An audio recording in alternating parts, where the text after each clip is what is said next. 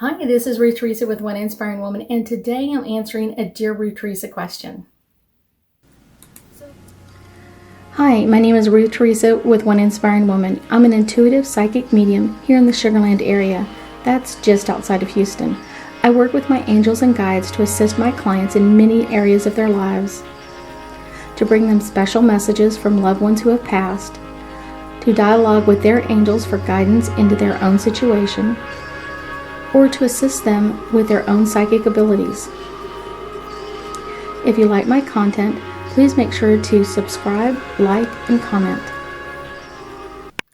So the question is, Ruth Theresa, why do narcissistics kind of seek out clairsensitives? I'm going to explain this in a couple of different ways, and hopefully I can get this point across. It doesn't mean that it's always a really negative situation for both parties, but most people say kind of like opposites attract. You have a narcissistic person and someone who's a clairsensitive, and that should really work well together. You have someone who really requires being taken care of and that sort of thing, and someone who like almost seeks out people to take care of, and you would think like, perfect match. Well, not always, because a lot of times what happens is the clairsensitive is really that opposite energy, and they love to kind of take care of others.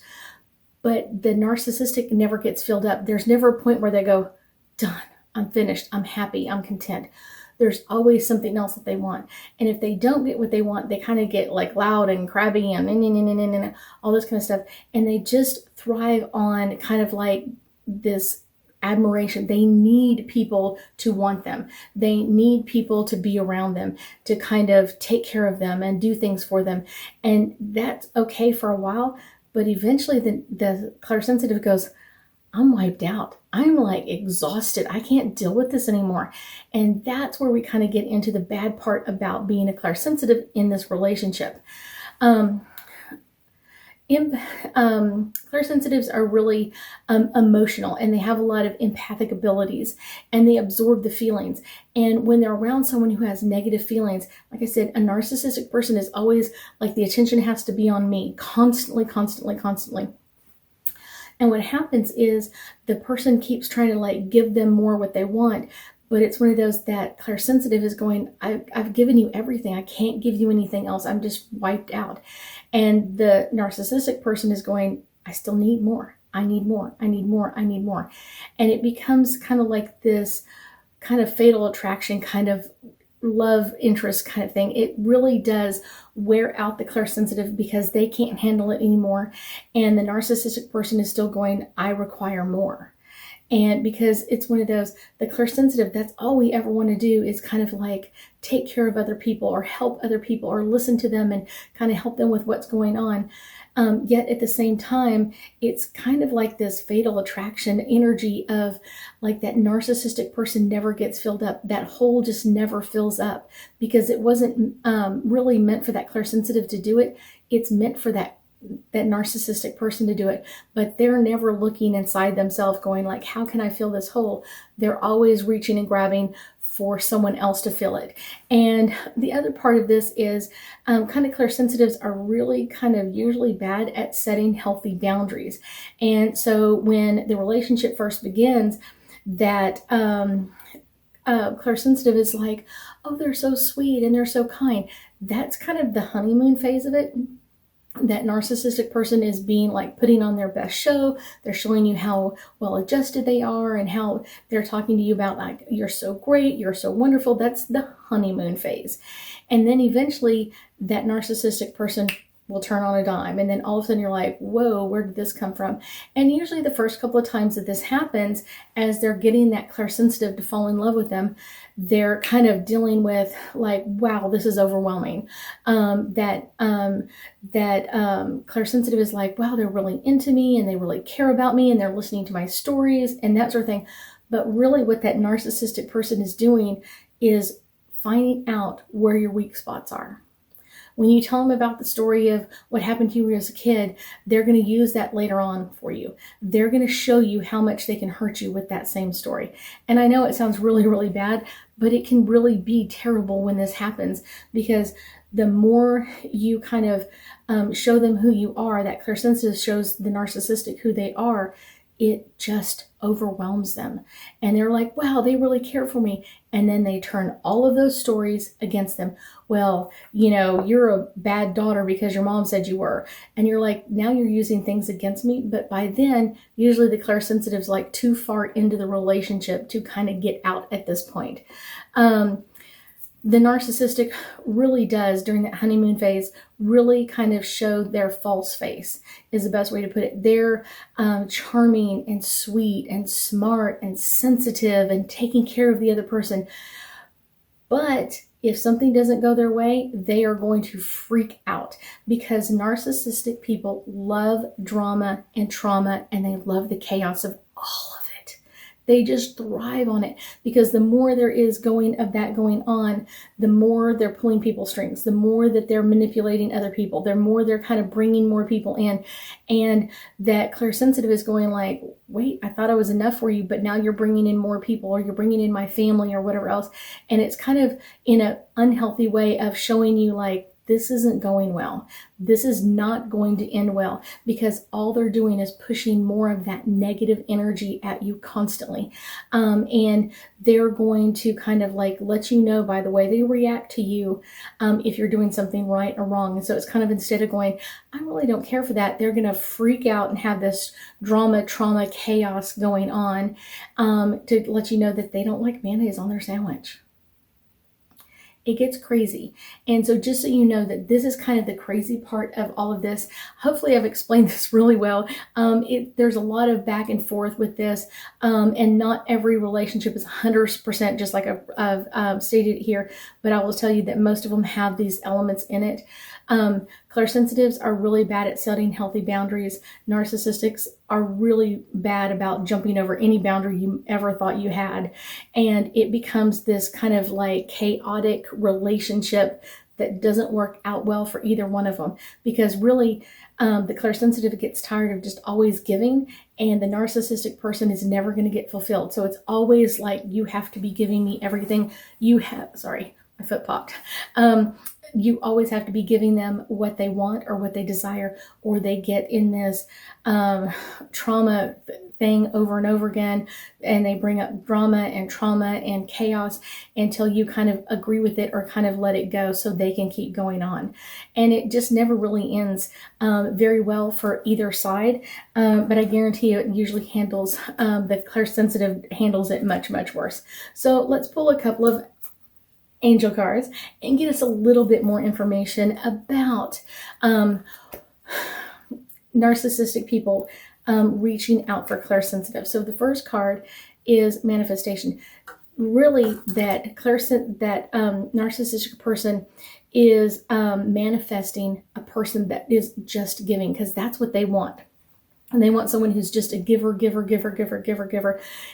and give and give and give and give. That's what they're truly looking for. And then this clairsensitive is looking for someone who they can take care of and love on, but they're expecting it to be somewhat in balance. And that's kind of what happens with a narcissistic relationship. It never really gets into balance. It never gets to that point. It never gets to that. It's a balance between the two. The next card I pull up is retreat.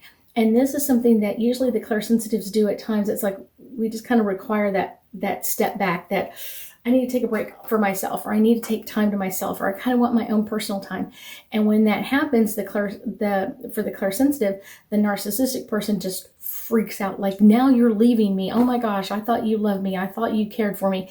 And they freak out more and more. And it just gets overwhelming for the narcissistic and the clairsensitive, because the clairsensitive is like, I need my cave time. I need to be able to back off, and I need to be able to have my own time to do things.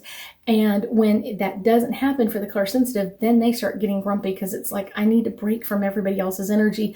And the narcissistic person is usually going, I thought you loved me, and I thought you cared for me, and I thought you wanted to do all these things with me, and now you just want time by yourself. So that makes it a little bit difficult.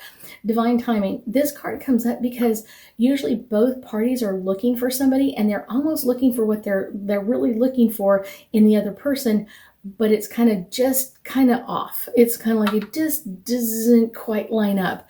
And so understanding that divine timing comes in, but it's one of those, when someone isn't holding your boundaries, someone is not honoring you as much as you're honoring them, you're way out of balance. And that isn't healthy for both sides. So understand that it's really important to set those really healthy boundaries, and to understand that you've got to set healthy boundaries early in a relationship. And I often tell people, when you're really a huge clairsensitive, or this gift is really, really one of your main gifts, take time, a long time before you open up to someone else, because that narcissistic person is going to turn that stuff against you. And they're going to take, like, oh my gosh, I really wanted that as a child and I never got it. They're going to turn that in back to you at some point.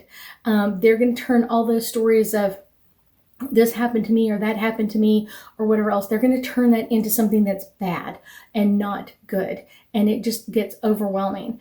The last one is forgiveness.